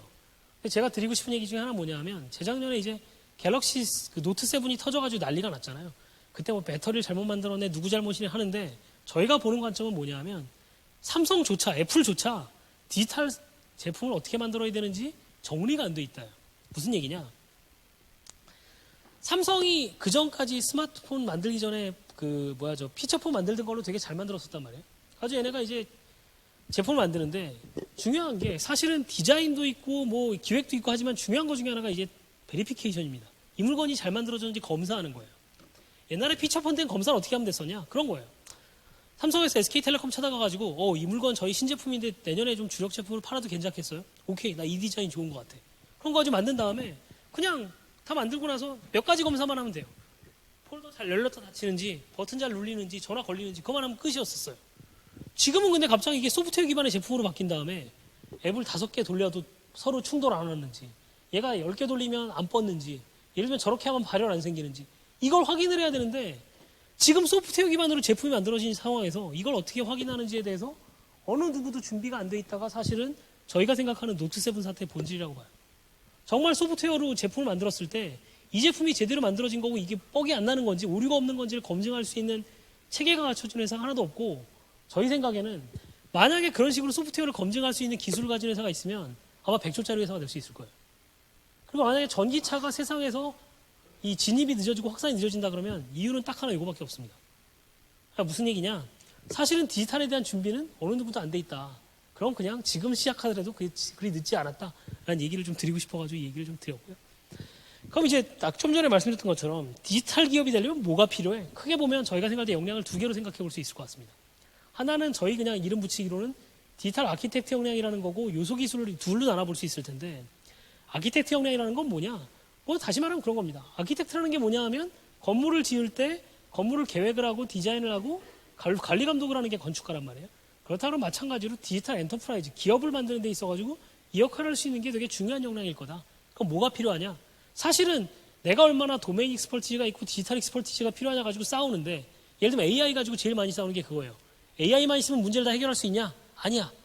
이 산업을 잘 이해해야 돼. 이게 맨날 싸우는 얘기인데 저희가 볼 땐 둘 다 필요 없고 제일 중요한 건 뭐냐 하면 얘네들을 가져다 놓고 진짜 내가 유연하게 생각할 수 있냐. 아까 전에 제가 야구 감독 얘기 말씀드렸던 것처럼 진짜로 내가 오케이 AI가 문제 풀어줬어. 그럼 내가 진짜 내 아이 4명, 5명 세울 수 있는 거냐 1, 2루 사이에. 그게 훨씬 더 그 말랑말랑한 사고방식이 훨씬 더 저희는 중요하다고 생각을 하고요. 뒤집어서 말을 하면 아까도 말씀드렸지만 우리나라 기업들이 대부분 여기에 엄청나게 집착해요. 야 디지털 기업이 돼야 되니까 IoT 기술 엄청나게 개발해야 되고 내가 빅데이터 분석해야 되고 머신러닝 근데 우리 회사 팀 만들어야 되니까 인력 들여가지고 뽑아오고 전 이거 다 사실 중요하지 않고 중요한 거는 내가 이걸 가져가는 게 훨씬 더 중요하다. 근데 문제는 뭐냐면 우리나라 기업들이 한 가지 제일 큰 문제는 그겁니다. 사실은 저렇게 되려고 그러면 정말 말랑말랑한 생각을 할 수 있는 사람들이 위에 있어야 되거든요. 제가 얼마 전에 무슨 시중은행의 그 디지털 담당하는 헤드인 부행장님을 만났어요. 디지털 부행장이세요. 왜 디지털 부행장이 됐냐? 63세인가 그러신데 그냥 부회장 중에 그분이 제일 어려가지고 이분이 너가 어리니까 디지털 맡아. 디지털 부행장을 하고 있더라고. 아무것도 모르세요. 근데 문제가 뭐냐 하면 우리나라 기업들이 그런 오류가 빠지기 되게 쉽습니다. 왜냐하면 기본적으로 아까 말씀드렸던 것처럼 산업혁명 때 만들어놨던 성공의 법칙이라는 게 있어요. 그리고 지금까지 우리나라 기업들은 그 성공의 법칙대로 우리나라가 만들어져 있습니다. 근데 문제가 뭐냐 하면 다른 나라는 그나마 성공의 법칙이라는 게 만들어져가지고 성공을 거둔 지 100년이 됐어요. 그 회사의 산업혁명의 그 성공의 법칙을 만들어가지고 성공을 시켰던 분들은 이미 다 저 세상으로 가셨어요. 그거 가지고 우길 분들이 없어요. 근데 예를 들어 우리나라 기업들 어떠냐? 선대 회장님이 아직 살아계세요. 은퇴 안 하셨어요. 맨날 최종 보고를 본인이 받고 결정을 하려고 그래요. 과연 의사결정이 제대로 내려질 거냐? 여전히 퇴직 회장님이 전임 회장님이 의사결정을 내리시는데 하는 얘기가 야 내가 회장할 땐 안 이랬어. 좀 똑바로 좀 해봐. 이 얘기를 맨날 하고 계시다는 거예요. 근데 그분이 모든 의사결정을 내리시거든요. 과연 거기에서 스스로에 대한 의사결정이 제대로 날 수 있을 거냐? 디지털 기업으로의 번식이 제대로 될 수 있을 거냐? 택도 없는 얘기란 말이죠. 우리나라가 그냥 구조상 이 역량을 키우기가 되게 어려운 구조가 돼 있어요. 저걸 어떻게 할 거냐가 사실 되게 큰 챌린지라고 좀 곁다리로 말씀을 좀 드리고 싶고 좀 정리를 좀 해보면 그런 겁니다. 제가 그 전에 이거 잠깐 말씀을 드리고 넘어가는 게 낫겠다. 사실 디지털에 대해서 그래서 디지털로 되면 아까 말씀드렸던 것처럼 디지털 기업이라는 게 뭐를 개선해야 되는 거냐라고 얘기를 하면 이런저런 얘기가 되게 많이 나오는데 저희가 사실 한 100년 정도 산업이 어떤 식으로 바뀌었는지를 봐보면 이게 디지털 산업들로 혁명이 일어나든 산업혁명으로 일어나든 그냥 저는 본질은 똑같습니다. 모든 산업의 발전은 딱 한 방향이에요. 무슨 방향이냐? 그 산업의 효율을 높이는 방향으로 갑니다. 그럼 지금까지 회사들이 기업들이 어떤 방식으로 효율을 높였냐? 거의 이 패턴에서 벗어나지 않아요. 크게 두 가지 패턴 중에 하나입니다. 효율을 높이는 새로운 사업 기회라는 건 그냥 둘 중에 하나예요. 그 기업 자체가 엄청나게 효율이 높인 새로운 방식을 들고 들어왔든가 아니면 다른 기업의 효율을 높이는 사업 모델을 들고 나왔든가 둘 중에 하나입니다.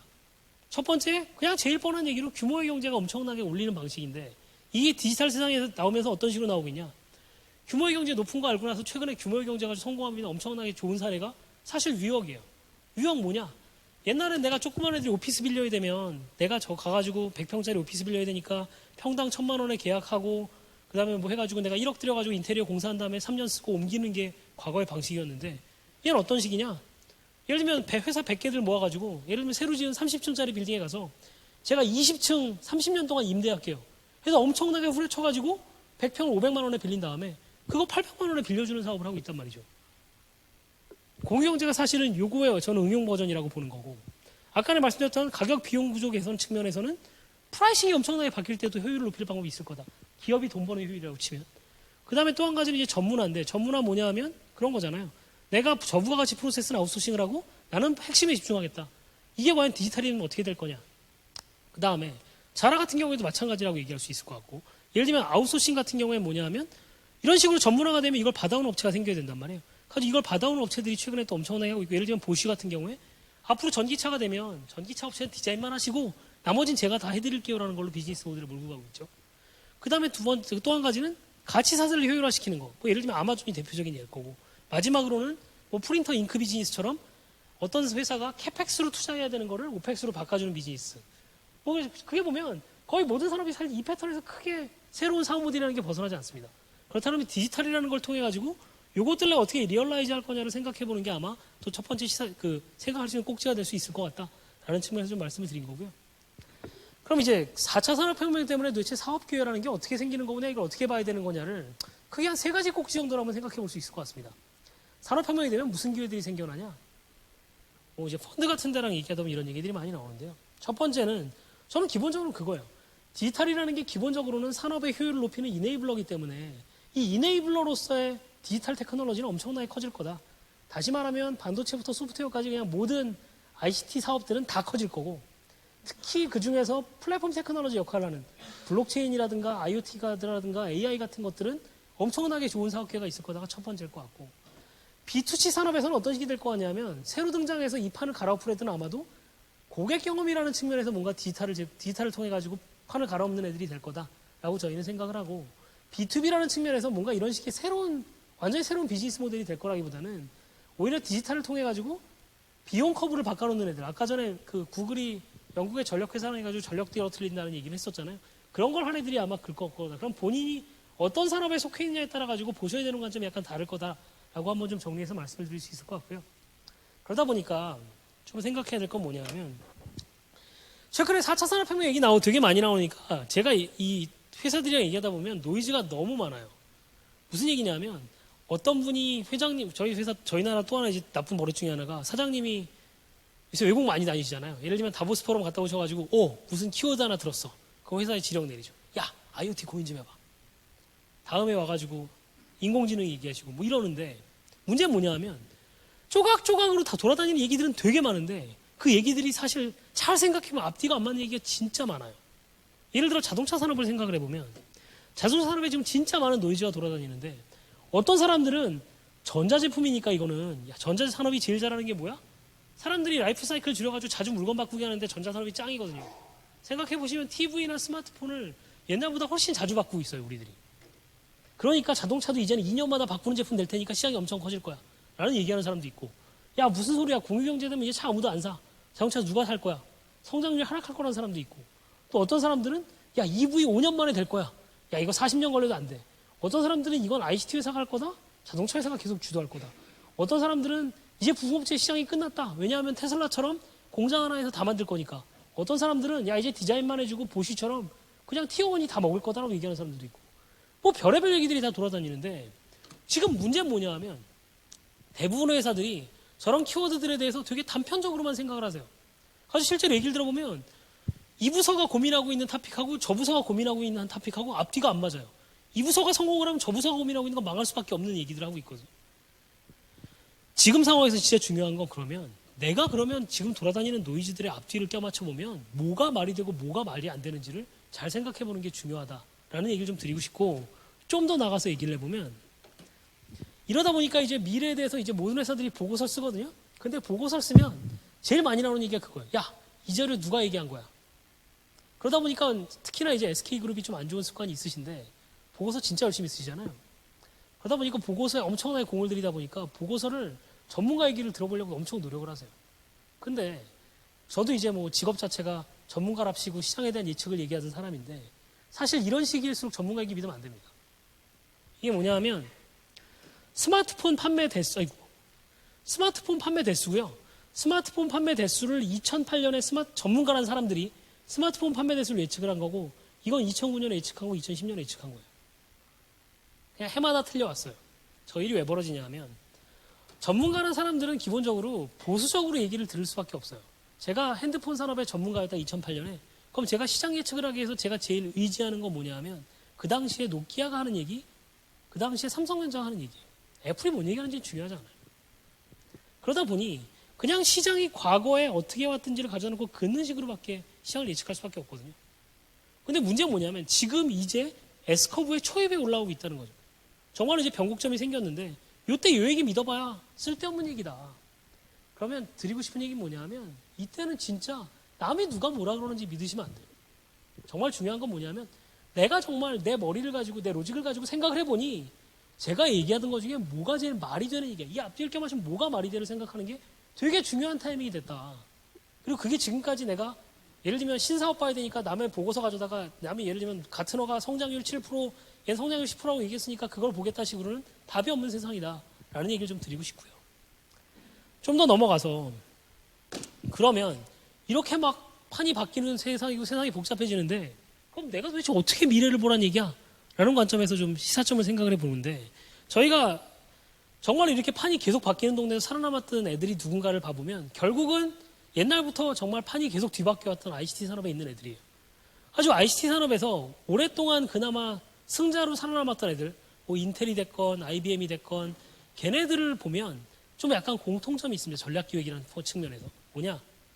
첫 번째, 얘네들은 진짜로 미래를 보려고 노력을 많이 해요.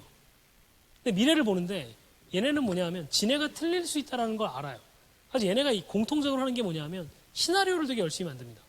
아주 예를 들어 인텔 같은 경우에 시나리오를 만드는 게 세 가지 시나리오를 만들어요. 첫 번째, 내가 얘기를 앞뒤를 맞춰보니 제일 가능성이 높은 시나리오가 이거야. 그래서 모든 전략들의 기본적인 얼라이먼트를 가장 가능성이 높은 그 미래 시나리오에 맞춥니다. 동시에 얘네가 두 가지를 더 만들어요. 첫 번째, 가능성이 별로 높지는 않은데 만약에 이게 실현이 되면 우리가 바보 되는 시나리오는 뭐야? 세 번째, 가능성이 그렇게 높지는 않아도 만약에 진짜로 이 일이 벌어지면 우리한테 너무 좋은 시나리오는 뭐야? 그래가지고 이 두 가지 시나리오에 대한 대응책을 만들어요. 예를 들어서 최근에 보면 왜 얼마 전에 기사가 났었잖아요. 브로드컴하고 퀄컴이 합병한다고 하니까 인텔이 그걸 막기 위해서 브로드컴을 인수하려고 한다는 기사가 며칠 전에 났었거든요. 그런 게 가능한 이유가 뭐냐면 얘네는 이 시나리오 중에 그런 시나리오를 만들어 놓고 나서 그런 일이 나오면 정말 볼드하게 액션을 해요. 미국 기업들의 제일 큰 차이가 뭐냐면 진짜로 내 핵심 사업이 흔들릴 것 같으면 정말 수단과 방법을 가리지 않습니다. 우리나라 같은 경우에는 기본적으로는 우리 회사의 오너십이 중요하고 하다 보니까 할 수 있는 이 선택적인 옵션이 되게 제한적인데 미국은 완전 달라요. 내가 이 사업이 망할 것 같아? 그럼 버려. 예를 들면 IBM이 하드웨어 사업 버렸죠. 예를 들면 내가 이 사업이 진짜 그래서 경쟁자가 합병해가지고 우리가 그럴 것 같아? 그럼 2등 사. 이런 짓을 해가지고 정말 이 시나리오를 바탕으로 해가지고 내가 코어 산업의 경쟁력을 높이기 위해서는 정말 물불 안 가린다. 세 번째는 우리나라 기업하고 또 하나 차이가 미래에 대해서 투자를 해야 된다니까 이제 우리나라 기업들도 엄청나게 투자를 많이 하시거든요. 근데 우리나라 기업들은 뭐냐면 투자를 하는데 돈을 벌어야 돼요. 전략적 투자도 아니고 전략적 투자로 미래를 내다가 왜 투자를 한다 그러는데 VC 투자를 하는데 투자 실패하면 사람이 잘려요. 근데 얘네 뭐냐면 명확하게 나눠져 있습니다. 내가 전략적으로 중요한 투자라는 건 핵심 사업 강화하는 거는 내가 꼭 실패하면 안 되는 투자라 이건 책임을 지고 해야 되는데 그게 아니고 내가 미래를 내다보기 위해서 하는 투자는 그냥 비용이라고 생각을 해요. 내가 이건 미래를 보기 위해서 하는 거니까 내가 VC 투자 1년에 500억 잃어버리겠다고 생각을 하고 투자를 해요.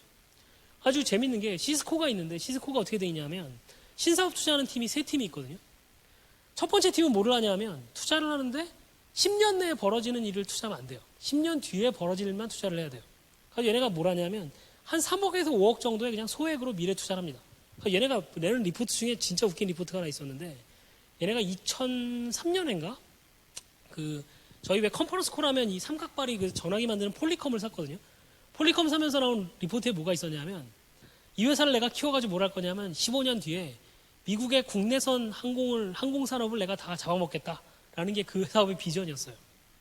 왜냐하면 사람들이 더 이상 비디오 컨퍼런스로 출장 갈 필요가 없게 하겠다라는 게 이 회사의 목표였거든요. 그런 걸 투자를 해요.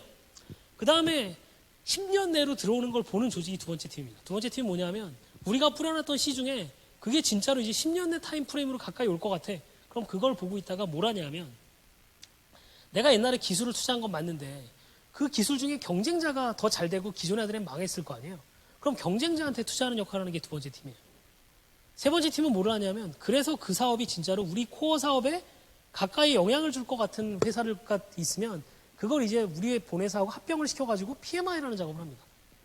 얘네 첫 번째 투자한 거에 대해서는 투자를 몇 개 했느냐만 묻지 성과를 안 물어요. 그냥 많이 하면 돼요. 그 다음에 그 돈을 잃어버려도 된다. 왜? 나는 그냥 미래 공부한 거니까.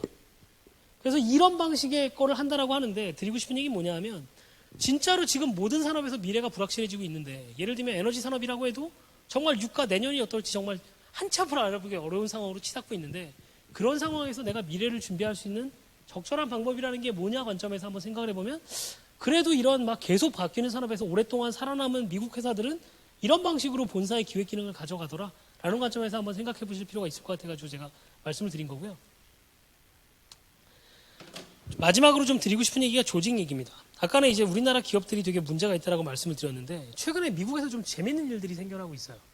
디지털 기업이 어떻게 돼야 되느냐에 대해서 얘기들이 나오고 있는데 한 가지 좀 재밌는 얘기가 요 기사 보셨을 수도 있는데 이게 작년에 나온 기사인데 뭐냐 하면 미군이 일하는 방식을 바꿨다는 얘기가 나와요. 무슨 얘기냐? 미군이 1990년대 초반 후반에 엄청나게 IT 기술에 투자를 했습니다. 그때 투자는 뭐였냐 하면 내가 실시간으로 전장의 상황을 파악을 해가지고 펜타곤에서 명령을 잘 내리게 하는데 엄청나게 집중을 했어요. 가지고 보시면 왜 얼마 전에 예를 들어 그 빌라덴 잡는 거 할 때 왜 백악관 지하에서 오바마하고 이렇게 팔짱 끼고 앉아가지고 그거 보고 있었던 왜 사진 기억나실 거예요. 그때만 하더니 이제 뭐냐 하면 명령은 센터가 내리는 거고 그러면 내가 현장에 있는 정보들을 잘 모아가지고 가지고 전략을 잘 세워가지고 내가 그걸 적절하게 작전을 짜가지고 내리는 게 중요하고 그럼 그걸 밑에다가 잘 내려가지고 실행시키는 게 중요하다고 생각을 해가지고 그런 방식으로 미군이 운영이 돼 왔어요. 근데 문제가 뭐냐면 그래가지고 내가 이라크랑 돼가지고 하고 뭐 했는데 야 IS 잡고 뭐 알카에다도 뭐 우두머리 10명은 처치했는데 얘네가 죽질 않는 거예요. 얘네가 왜 안 죽을까? 하고 이제 이 특수전 사령관이 맥칼리스터라는 장군인데 고민을 하다가 하루는 이제 자기 친구하고 이제 밥을 먹었는데 그 친구가 이제 미국 뭐 주인가에 있는 부회장인가 그랬어요.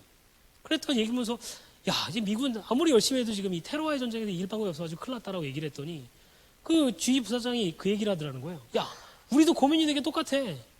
우리도 요새 갑자기 스타트업들이 생겨나는데 얘네들이 하는 걸 보니까 우리랑은 다른 방식으로 움직이는데 내가 당연하기가 어려운 것 같아.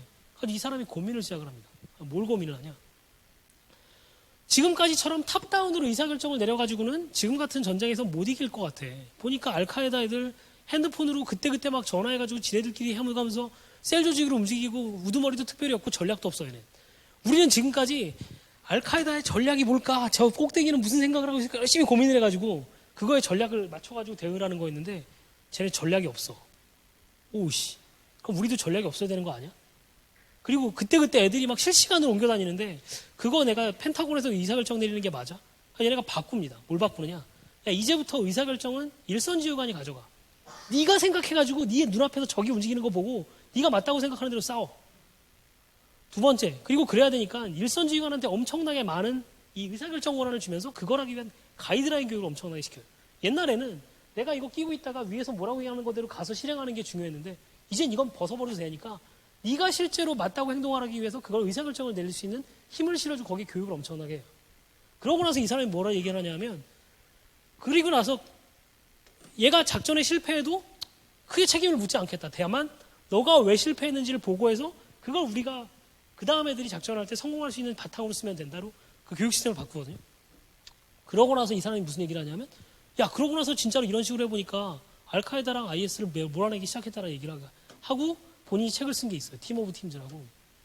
근데 이게 생각을 해보면 지금 미국에서 새로운 기업들이 가고 있는 거하고 되게 비슷한 방향으로 가고 있습니다. 무슨 얘기냐? 세상이 너무 빨리 바뀌어요.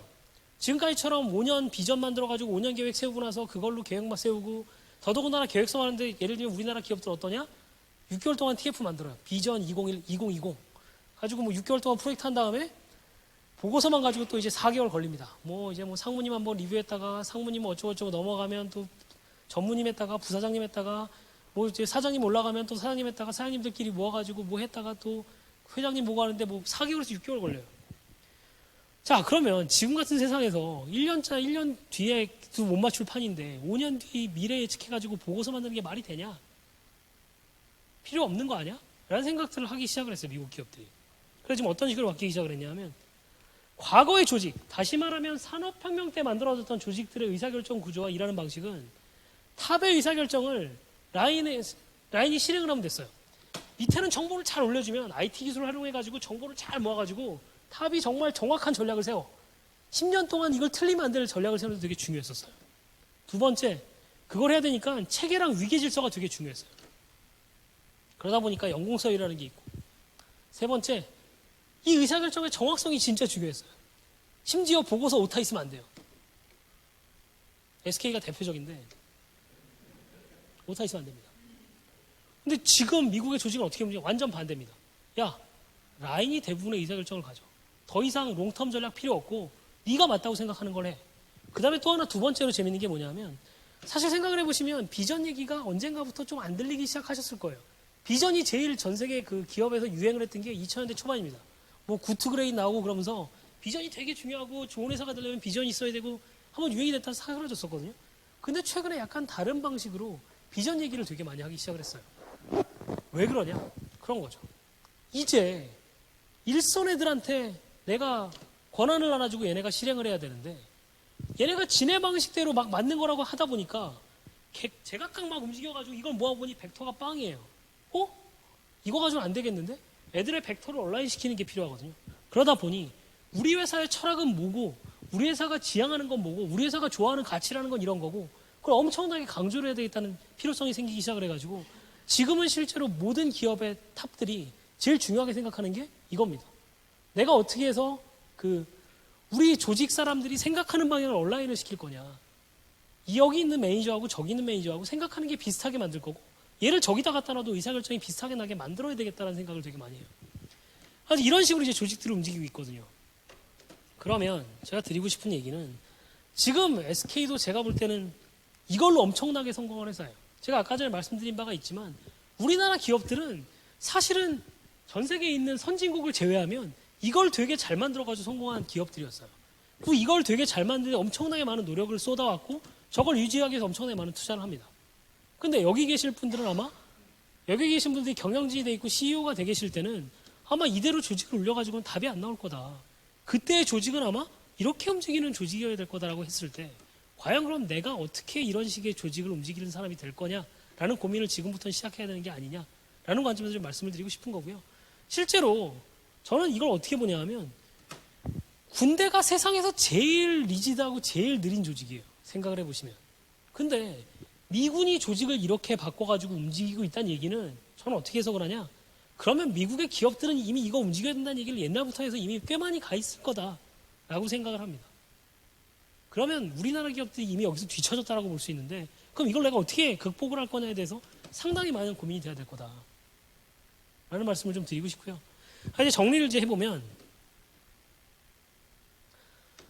그게 이제 네 가지로 정리해 볼 수 있을 것 같습니다. 첫 번째로, 디지털 4차 산업혁명 얘기가 되게 많이 나오고 있고, 이게 언제 될 거냐 얘기가 되게 많은데, 아까도 말씀드렸던 것처럼 저는 이 시점이 되게 가까이 왔다. 그리고 이거는 진짜로 혁명적인 변화일 거기 때문에 지금 관점에서 늦지 않도록 한 번쯤은, 안 믿더라도 이 일이 만약에 벌어지면 어떻게 할 건지에 대해서 생각해 볼 타이밍이 됐다는 얘기를 드리고 싶은 거고요.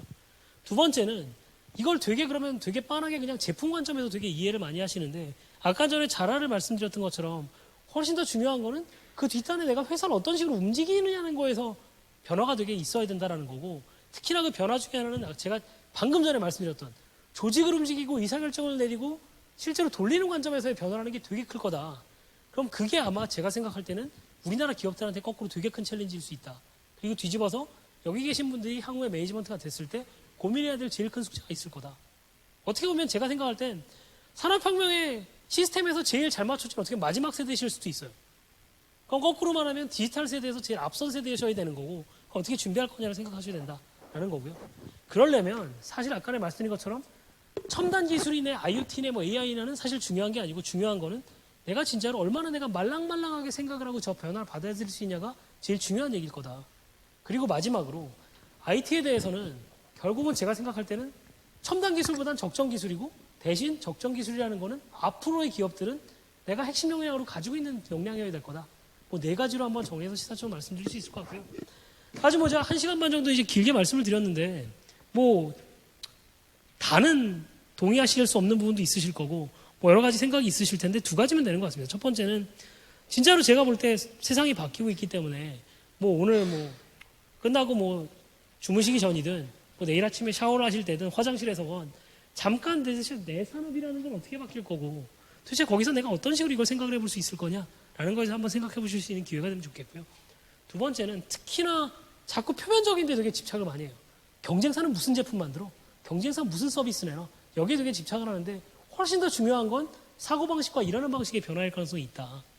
그러면 도대체 앞으로의 디지털 세상에서 디지털 기업으로 내가, 내 조직이, 내 회사가 어떤 식으로 일하는 게 맞는 거냐에 대해서는 좀 더 근본적으로 한번 고민해 보실 필요가 있겠다라는 측면에서 그 두 가지 화두를 제가 던져드리고 거기에 대해서 조금이라도 생각해 보실 수 있는 기회가 되면 저는 뭐 오늘 제가 말씀드린 내용으로 충분할 것 같습니다.